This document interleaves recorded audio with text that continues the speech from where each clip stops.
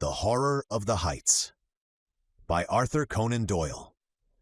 The idea that the extraordinary narrative which has been called the Joyce Armstrong fragment is an elaborate practical joke evolved by some unknown person, cursed by a perverted and sinister sense of humor, has now been abandoned by all who have examined the matter. The most macabre and imaginative of plotters would hesitate before linking his morbid fancies with the unquestioned and tragic facts which reinforce the statement. Though the assertions contained in it are amazing and even monstrous, it is nonetheless forcing itself upon the general intelligence that they are true, and that we must readjust our ideas to the new situation. This world of ours appears to be separated by a slight and precarious margin of safety from a most singular and unexpected danger. I will endeavor in this narrative, which reproduces the original document in its necessarily somewhat fragmentary form, to lay before the reader the whole of the facts up to date, prefacing my statement by saying that, if there be any who doubt the narrative of Joyce Armstrong, there can be no question at all as to the facts concerning Lieutenant Myrtle, R.N., and Mr. Hay Connor, who undoubtedly met their end in the manner described. The Joyce Armstrong fragment was found in the field which is called Lower Haycock, lying 1 mile to the westward of the village of Withyham, upon the Kent and Sussex border. It was on the 15th September last that an agricultural laborer, James Flynn, in the employment of Matthew Dodd, farmer, of the Chauntry Farm, Withyham, perceived a briar pipe lying near the footpath which skirts the hedge in Lower Haycock. A few paces farther on, he picked up a pair of broken binocular glasses. Finally, among some nettles in the ditch, he caught sight of a flat, canvas-backed book, which proved to be a notebook with detachable leaves, some of which had come loose and were fluttering along the base of the hedge. These he collected, but some, including the first, were never recovered, and leave a deplorable hiatus in this all-important statement. The notebook was taken by the laborer to his master, who in turn showed it to Dr. J.H. Atherton of Hartfield. This gentleman at once recognized the need for an expert examination, and the manuscript was forwarded to the Aero Club in London, where it now lies. The first 2 pages of the manuscript are missing. There is also one torn away at the end of the narrative, though none of these affect the general coherence of the story. It is conjectured that the missing opening is concerned with the record of Mr. Joyce Armstrong's qualifications as an aeronaut, which can be gathered from other sources and are admitted to be unsurpassed among the air pilots of England. For many years, he has been looked upon as among the most daring and the most intellectual of flying men, a combination which has enabled him to both invent and test several new devices, including the common gyroscopic attachment, which is known by his name. The main body of the manuscript is written neatly in ink, but the last few lines are in pencil and are so ragged as to be hardly legible, exactly, in fact, as they might be expected to appear if they were scribbled off hurriedly from the seat of a moving aeroplane. There are, it may be added, several stains, both on the last page and on the outside cover, which have been pronounced by the Home Office experts to be blood, probably human and certainly mammalian. The fact that something closely resembling the organism of malaria was discovered in this blood, and that Joyce Armstrong is known to have suffered from intermittent fever, is a remarkable example of the new weapons which modern science has placed in the hands of our detectives. And now a word as to the personality of the author of this epoch-making statement. Joyce Armstrong, according to the few friends who really knew something of the man, was a poet and a dreamer, as well as a mechanic and an inventor. He was a man of considerable wealth, much of which he had spent in the pursuit of his aeronautical hobby. He had 4 private aeroplanes in his hangars near Devizes, and is said to have made no fewer than 170 ascents in the course of last year. He was a retiring man with dark moods, in which he would avoid the society of his fellows. Captain Dangerfield, who knew him better than anyone, says that there were times when his eccentricity threatened to develop into something more serious. His habit of carrying a shotgun with him in his aeroplane was one manifestation of it. Another was the morbid effect which the fall of Lieutenant Myrtle had upon his mind. Myrtle, who was attempting the height record, fell from an altitude of something over 30,000 feet. Horrible to narrate, his head was entirely obliterated, though his body and limbs preserved their configuration. At every gathering of airmen, Joyce Armstrong, according to Dangerfield, would ask, with an enigmatic smile, "And where, pray, is Myrtle's head?" On another occasion after dinner, at the mess of the flying school on Salisbury Plain, he started a debate as to what will be the most permanent danger which airmen will have to encounter. Having listened to successive opinions as to air pockets, faulty construction, and overbanking, he ended by shrugging his shoulders and refusing to put forward his own views, though he gave the impression that they differed from any advanced by his companions. It is worth remarking that after his own complete disappearance, it was found that his private affairs were arranged with a precision which may show that he had a strong premonition of disaster. With these essential explanations, I will now give the narrative exactly as it stands, beginning at page 3 of the blood-soaked notebook. Nevertheless, when I dined at Rheims with Coselli and Gustave Raymond, I found that neither of them was aware of any particular danger in the higher layers of the atmosphere. I did not actually say what was in my thoughts, but I got so near to it that if they had any corresponding idea, they could not have failed to express it. But then they are two empty, vainglorious fellows with no thought beyond seeing their silly names in the newspaper. It is interesting to note that neither of them had ever been much beyond the 20,000-foot level. Of course, men have been higher than this both in balloons and in the ascent of mountains. It must be well above that point that the aeroplane enters the danger zone, always presuming that my premonitions are correct.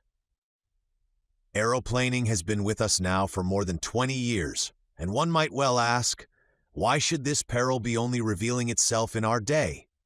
The answer is obvious. In the old days of weak engines, when 100-horsepower Gnome or Green was considered ample for every need, the flights were very restricted. Now that 300 horsepower is the rule rather than the exception, visits to the upper layers have become easier and more common. Some of us can remember how, in our youth, Garros made a worldwide reputation by attaining 19,000 feet, and it was considered a remarkable achievement to fly over the Alps. Our standard now has been immeasurably raised, and there are 20 high flights for one in former years. Many of them have been undertaken with impunity. The 30,000-foot level has been reached time after time with no discomfort beyond cold and asthma. What does this prove? A visitor might descend upon this planet 1,000 times and never see a tiger. Yet tigers exist, and if he chanced to come down into a jungle, he might be devoured. There are jungles of the upper air, and there are worse things than tigers which inhabit them. I believe in time they will map these jungles accurately out. Even at the present moment, I could name two of them. One of them lies over the Pau-Biarritz district of France. Another is just over my head as I write here in my house in Wiltshire. I rather think there is a third in the Homburg-Wiesbaden district. It was the disappearance of the airmen that first set me thinking. Of course, everyone said that they had fallen into the sea, but that did not satisfy me at all. First there was Verrier in France. His machine was found near Bayonne, but they never got his body. There was the case of Baxter also, who vanished, though his engine and some of the iron fixings were found in a wood in Leicestershire. In that case, Dr. Middleton of Amesbury, who was watching the flight with a telescope, declares that just before the clouds obscured the view, he saw the machine, which was at an enormous height, suddenly rise perpendicularly upwards in a succession of jerks in a manner that he would have thought to be impossible. That was the last seen of Baxter. There was a correspondence in the papers, but it never led to anything. There were several other similar cases, and then there was the death of Hay Connor. What a cackle there was about an unsolved mystery of the air, and what columns in the halfpenny papers, and yet how little was ever done to get to the bottom of the business. He came down in a tremendous volplane from an unknown height. He never got off his machine and died in his pilot's seat. Died of what? Heart disease, said the doctors. Rubbish. Hay Connor's heart was as sound as mine is. What did Venables say? Venables was the only man who was at his side when he died. He said that he was shivering and looked like a man who had been badly scared. "Died of fright," said Venables, but could not imagine what he was frightened about. Only said one word to Venables, which sounded like monstrous. They could make nothing of that at the inquest. But I could make something of it. Monsters. That was the last word of poor Harry Hay Connor, and he did die of fright, just as Venables thought. And then there was Myrtle's head. Do you really believe? Does anybody really believe that a man's head could be driven clean into his body by the force of a fall? Well, perhaps it may be possible, but I, for one, have never believed that it was so with Myrtle. And the grease upon his clothes, all slimy with grease, said somebody at the inquest. Queer that nobody got thinking after that. I did, but then I had been thinking for a good long time. I've made 3 ascents, how Dangerfield used to chaff me about my shotgun, but I've never been high enough. Now with this new light Paul Veroner machine and its 175 Rober, I should easily touch the 30,000 tomorrow. I'll have a shot at the record. Maybe I shall have a shot at something else as well. Of course, it's dangerous. If a fellow wants to avoid danger, he had best keep out of flying altogether and subside finally into flannel slippers and a dressing gown. But I'll visit the air jungle tomorrow, and if there's anything there, I shall know it. If I return, I'll find myself a bit of a celebrity. If I don't, this notebook may explain what I am trying to do and how I lost my life in doing it. But no drivel about accidents or mysteries, if you please. I chose my Paul Veroner monoplane for the job. There's nothing like a monoplane when real work is to be done. Beaumont found that out in very early days. For one thing, it doesn't mind damp, and the weather looks as if we should be in the clouds all the time. It's a bonny little model and answers my hand like a tender-mouthed horse. The engine is a 10-cylinder rotary Rober, working up to 175. It has all the modern improvements: enclosed fuselage, high-curved landing skids, brakes, gyroscopic steadiers, and 3 speeds, worked by an alteration of the angle of the planes upon the Venetian blind principle. I took a shotgun with me and a dozen cartridges filled with buckshot. You should have seen the face of Perkins, my old mechanic, when I directed him to put them in. I was dressed like an Arctic explorer, with 2 jerseys under my overalls, thick socks inside my padded boots, a storm cap with flaps, and my talc goggles. It was stifling outside the hangars, but I was going for the summit of the Himalayas and had to dress for the part. Perkins knew there was something on and implored me to take him with me. Perhaps I should if I were using the biplane, but a monoplane is a one-man show if you want to get the last foot of life out of it. Of course, I took an oxygen bag. The man who goes for the altitude record without one will either be frozen or smothered, or both. I had a good look at the planes, the rudder bar, and the elevating lever before I got in. Everything was in order so far as I could see. Then I switched on my engine and found that she was running sweetly. When they let her go, she rose almost at once upon the lowest speed. I circled my home field once or twice just to warm her up, and then with a wave to Perkins and the others, I flattened out my planes and put her on her highest. She skimmed like a swallow downwind for 8 or 10 miles until I turned her nose up a little, and she began to climb in a great spiral for the cloud bank above me. It's all important to rise slowly and adapt yourself to the pressure as you go. It was a close, warm day for an English September, and there was the hush and heaviness of impending rain. Now and then there came sudden puffs of wind from the southwest, one of them so gusty and unexpected that it caught me napping and turned me half round for an instant. I remember the time when gusts and whirls and air pockets used to be things of danger, before we learned to put an overmastering power into our engines. Just as I reached the cloud banks, with the altimeter marking 3,000, down came the rain. My word, how it poured! It drummed upon my wings and lashed against my face, blurring my glasses so that I could hardly see. I got down onto a low speed, for it was painful to travel against it.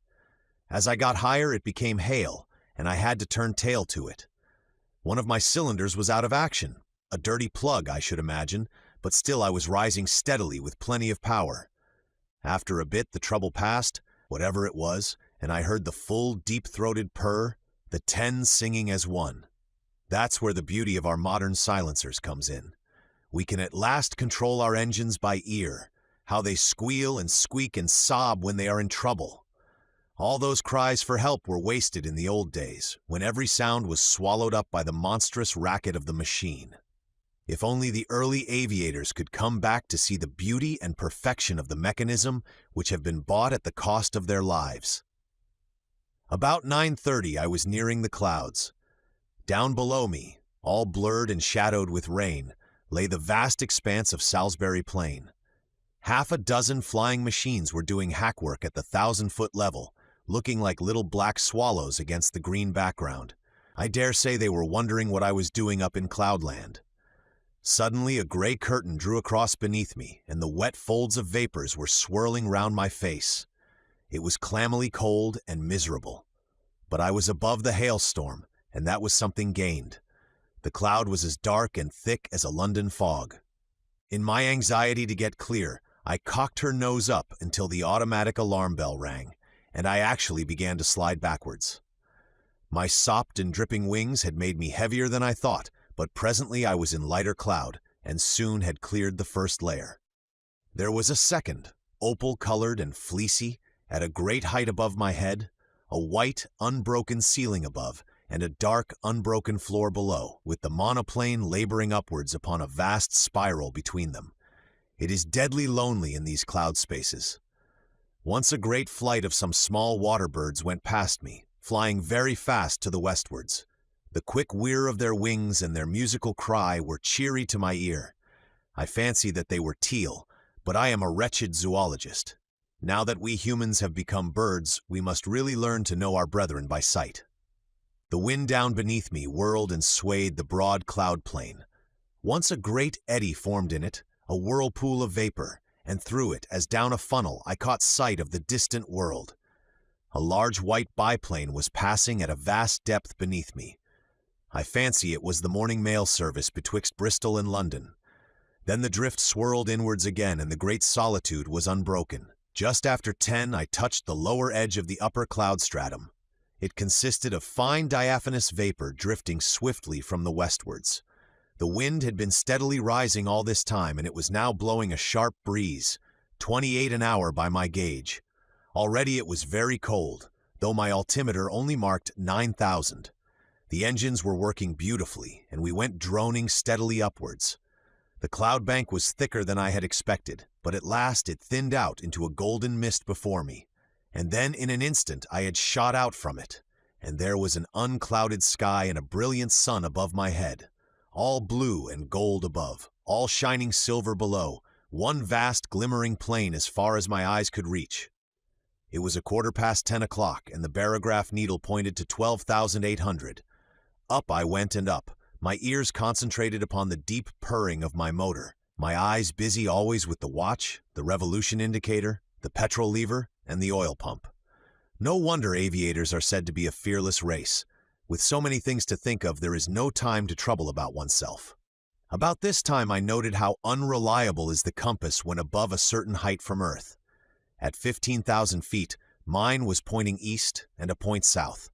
The sun and the wind gave me my true bearings.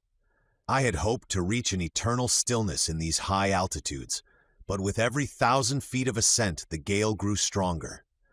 My machine groaned and trembled in every joint and rivet as she faced it, and swept away like a sheet of paper when I banked her on the turn, skimming down wind at a greater pace, perhaps, than ever mortal man has moved. Yet I had always to turn again and tack up in the wind's eye, for it was not merely a height record that I was after. By all my calculations, it was above Little Wiltshire that my air jungle lay, and all my labor might be lost if I struck the outer layers at some farther point. When I reached the 19,000-foot level, which was about midday, the wind was so severe that I looked with some anxiety to the stays of my wings, expecting momentarily to see them snap or slacken. I even cast loose the parachute behind me and fastened its hook into the ring of my leathern belt, so as to be ready for the worst. Now was the time when a bit of scamped work by the mechanic is paid for by the life of the aeronaut. But she held together bravely. Every cord and strut was humming and vibrating like so many harp strings, but it was glorious to see how, for all the beating and the buffeting, she was still the conqueror of nature and the mistress of the sky. There is surely something divine in man himself, that he should rise so superior to the limitations which creation seemed to impose. Rise, too, by such unselfish, heroic devotion as this air conquest has shown. Talk of human degeneration. When has such a story as this been written in the annals of our race? These were the thoughts in my head as I climbed that monstrous inclined plane, with the wind sometimes beating in my face and sometimes whistling behind my ears, while the cloudland beneath me fell away to such a distance that the folds and hummocks of silver had all smoothed out into one flat, shining plane. But suddenly I had a horrible and unprecedented experience. I have known before what it is to be in what our neighbors have called a tourbillon, but never on such a scale as this. That huge sweeping river of wind of which I have spoken had, as it appears, whirlpools within it, which were as monstrous as itself. Without a moment's warning, I was dragged suddenly into the heart of one. I spun round for a minute or two with such velocity that I almost lost my senses, and then fell suddenly, left wing foremost, down the vacuum funnel in the center. I dropped like a stone, and lost nearly 1,000 feet. It was only my belt that kept me in my seat, and the shock and breathlessness left me hanging half insensible over the side of the fuselage. But I am always capable of a supreme effort. It is my one great merit as an aviator.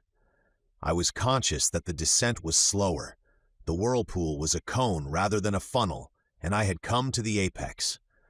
With a terrific wrench, throwing my weight all to one side, I leveled my planes and brought her head away from the wind.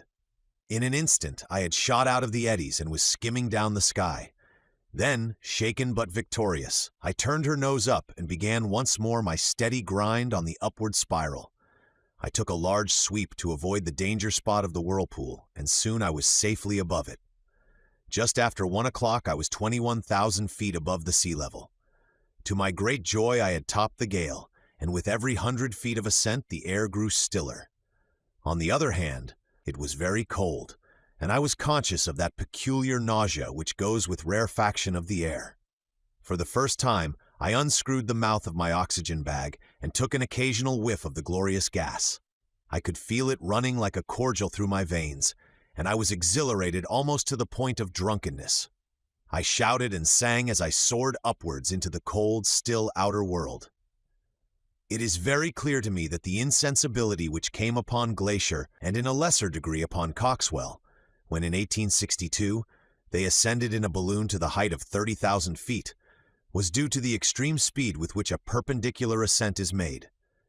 Doing it at an easy gradient and accustoming oneself to the lessened barometric pressure by slow degrees, there are no such dreadful symptoms. At the same great height, I found that even without my oxygen inhaler, I could breathe without undue distress. It was bitterly cold, however, and my thermometer was at 0 Fahrenheit. At 1:30, I was nearly 7 miles above the surface of the earth, and still ascending steadily. I found, however, that the rarefied air was giving markedly less support to my planes, and that my angle of ascent had to be considerably lowered in consequence. It was already clear that even with my light weight and strong engine power, there was a point in front of me where I should be held. To make matters worse, one of my sparking plugs was in trouble again, and there was intermittent misfiring in the engine. My heart was heavy with the fear of failure. It was about that time that I had a most extraordinary experience. Something whizzed past me in a trail of smoke and exploded with a loud hissing sound, sending forth a cloud of steam. For the instant I could not imagine what had happened. Then I remembered that the earth is forever being bombarded by meteor stones, and would be hardly inhabitable were they not in nearly every case turned to vapor in the outer layers of the atmosphere. Here is a new danger for the high-altitude man, for 2 others passed me when I was nearing the 40,000-foot mark.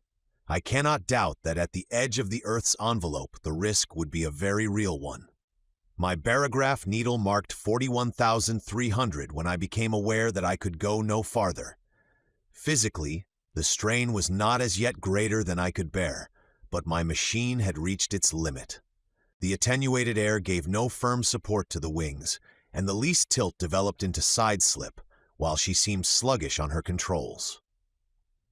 Possibly, had the engine been at its best, Another 1,000 feet might have been within our capacity, but it was still misfiring, and 2 out of the 10 cylinders appeared to be out of action.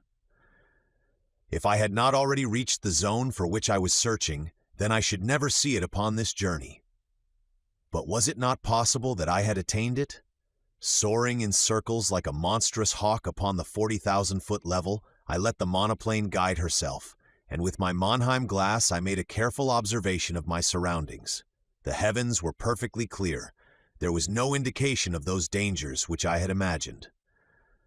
I have said that I was soaring in circles. It struck me suddenly that I would do well to take a wider sweep and open up a new air tract. If the hunter entered an earth jungle, he would drive through it if he wished to find his game. My reasoning had led me to believe that the air jungle which I had imagined lay somewhere over Wiltshire. This should be to the south and west of me.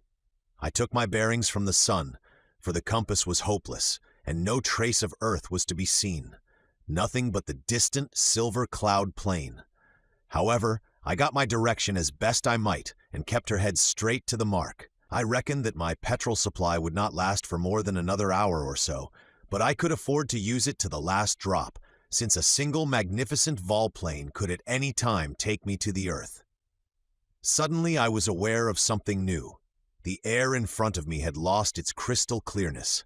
It was full of long, ragged wisps of something which I can only compare to very fine cigarette smoke. It hung about in wreaths and coils, turning and twisting slowly in the sunlight. As the monoplane shot through it, I was aware of a faint taste of oil upon my lips, and there was a greasy scum upon the woodwork of the machine. Some infinitely fine organic matter appeared to be suspended in the atmosphere. There was no life there. It was inchoate and diffuse, extending for many square acres and then fringing off into the void. No, it was not life. But might it not be the remains of life? Above all, might it not be the food of life, of monstrous life, even as the humble grease of the ocean is the food for the mighty whale? The thought was in my mind when my eyes looked upwards, and I saw the most wonderful vision that ever man has seen. Can I hope to convey it to you, even as I saw it myself last Thursday? Conceive a jellyfish such as sails in our summer seas, bell-shaped and of enormous size, far larger, I should judge, than the dome of St. Paul's. It was of a light pink color veined with a delicate green, but the whole huge fabric so tenuous that it was but a fairy outline against the dark blue sky. It pulsated with a delicate and regular rhythm. From it there depended 2 long, drooping, green tentacles, which swayed slowly backwards and forwards. This gorgeous vision passed gently with noiseless dignity over my head, as light and fragile as a soap bubble, and drifted upon its stately way. I had half turned my monoplane that I might look after this beautiful creature, when in a moment I found myself amidst a perfect fleet of them, of all sizes, but none so large as the first. Some were quite small, but the majority about as big as an average balloon, and with much the same curvature at the top. There was in them a delicacy of texture and coloring which reminded me of the finest Venetian glass. Pale shades of pink and green were the prevailing tints, but all had a lovely iridescence where the sun shimmered through their dainty forms. Some hundreds of them drifted past me, a wonderful fairy squadron of strange unknown argosies of the sky, creatures whose forms and substance were so attuned to these pure heights that one could not conceive anything so delicate within actual sight or sound of earth. But soon my attention was drawn to a new phenomenon, the serpents of the outer air. These were long, thin, fantastic coils of vapor-like material which turned and twisted with great speed, flying round and round at such a pace that the eyes could hardly follow them. Some of these ghost-like creatures were 20 or 30 feet long, but it was difficult to tell their girth, for their outline was so hazy that it seemed to fade away into the air around them.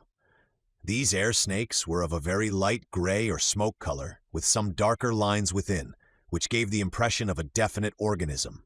One of them whisked past my very face, and I was conscious of a cold, clammy contact, but their composition was so unsubstantial that I could not connect them with any thought of physical danger, any more than the beautiful bell-like creatures which had preceded them. There was no more solidity in their frames than in the floating spume from a broken wave. But a more terrible experience was in store for me. Floating downwards from a great height, there came a purplish patch of vapor, small as I saw at first, but rapidly enlarging as it approached me, until it appeared to be hundreds of square feet in size.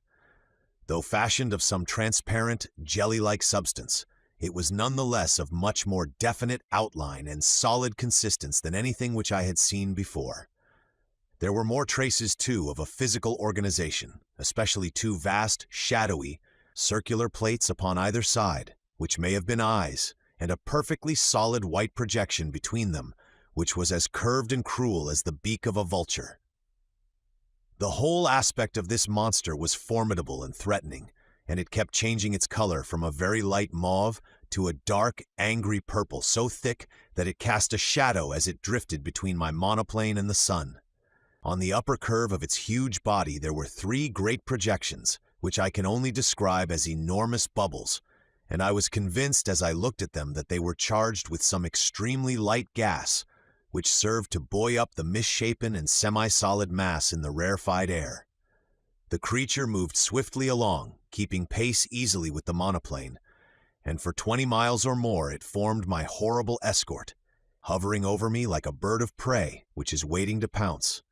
Its method of progression, done so swiftly that it was not easy to follow, was to throw out a long, glutinous streamer in front of it, which in turn seemed to draw forward the rest of the writhing body. So elastic and gelatinous was it that never for 2 successive minutes was it the same shape, and yet each change made it more threatening and loathsome than the last. I knew that it meant mischief. Every purple flush of its hideous body told me so. The vague, goggling eyes which were turned always upon me were cold and merciless in their viscid hatred. I dipped the nose of my monoplane downwards to escape it. As I did so, as quick as a flash there shot out a long tentacle from this mass of floating blubber, and it fell as light and sinuous as a whiplash across the front of my machine. There was a loud hiss as it lay for a moment across the hot engine, and it whisked itself into the air again, while the huge flat body drew itself together as if in sudden pain. I dipped to a vol peak, but again a tentacle fell over the monoplane and was shorn off by the propeller as easily as it might have cut through a smoke wreath. A long, gliding, sticky, serpent-like coil came from behind and caught me round the waist, dragging me out of the fuselage. I tore at it, my fingers sinking into the smooth, glue-like surface, and for an instant I disengaged myself, but only to be caught round the boot by another coil, which gave me a jerk that tilted me almost onto my back. As I fell over, I blazed off both barrels of my gun, though. Indeed, it was like attacking an elephant with a pea-shooter to imagine that any human weapon could cripple that mighty bulk. And yet I aimed better than I knew, for, with a loud report, one of the great blisters upon the creature's back exploded with the puncture of the buckshot. It was very clear that my conjecture was right, and that these vast, clear bladders were distended with some lifting gas, for in an instant the huge cloud-like body turned sideways, writhing desperately to find its balance, while the white beak snapped and gaped in horrible fury. But already I had shot away on the steepest glide that I dared to attempt, my engines still full on, the flying propeller and the force of gravity shooting me downwards like an aerolite. Far behind me I saw a dull, purplish smudge growing swiftly smaller and merging into the blue sky behind it. I was safe out of the deadly jungle of the outer air. Once out of danger, I throttled my engine, for nothing tears a machine to pieces quicker than running on full power from a height. It was a glorious spiral volplane from nearly 8 miles of altitude, first to the level of the silver cloud bank, then to that of the storm cloud beneath it, and finally, in beating rain, to the surface of the earth. I saw the Bristol Channel beneath me as I broke from the clouds, but having still some petrol in my tank, I got 20 miles inland before I found myself stranded in a field half a mile from the village of Ashcombe. There I got 3 tins of petrol from a passing motor car, and at 10 minutes past 6 that evening, I alighted gently in my own home meadow at Devizes, after such a journey as no mortal upon earth has ever yet taken and lived to tell the tale. I have seen the beauty, and I have seen the horror of the heights, and greater beauty or greater horror than that is not within the ken of man. And now it is my plan to go once again before I give my results to the world, My reason for this is that I must surely have something to show by way of proof before I lay such a tale before my fellow men. It is true that others will soon follow and will confirm what I have said, and yet I should wish to carry conviction from the first. Those lovely iridescent bubbles of the air should not be hard to capture. They drift slowly upon their way, and the swift monoplane could intercept their leisurely course. It is likely enough that they would dissolve in the heavier layers of the atmosphere, and that some small heap of amorphous jelly might be all that I should bring to earth with me. And yet something there would surely be by which I could substantiate my story. Yes, I will go, even if I run a risk by doing so. These purple horrors would not seem to be numerous. It is probable that I shall not see one. If I do, I shall dive at once. At the worst, there is always the shotgun and my knowledge of... Here a page of the manuscript is unfortunately missing. On the next page is written, in large, straggling writing, 43,000 feet. I shall never see earth again. They are beneath me, 3 of them. God help me, it is a dreadful death to die. Such in its entirety is the Joyce Armstrong statement. Of the man nothing has since been seen.